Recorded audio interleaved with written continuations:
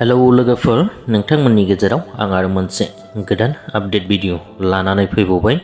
लोगोफोर, नोंथांमोन गोबांथारानो थाम्बनेल आरो टाइटेलखौ नायनानै हमदांखाबाय जानांगौ।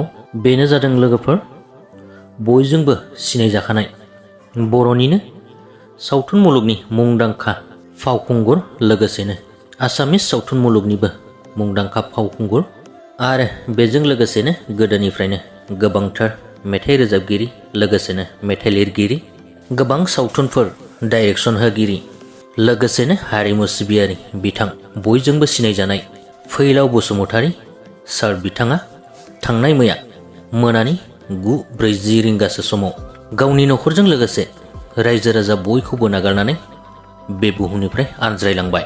बे खौरांखौ गोबां खौरां बिजोंनिफ्राय मोनथिनो मोननाय जादों, लोगोसेनो नखरनिफ्रायबो खौरां मोननाय जादों।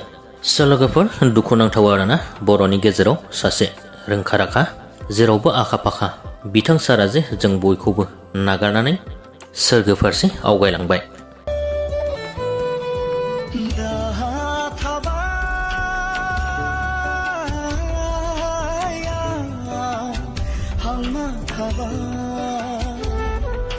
संसारा आद्रा जाबाय।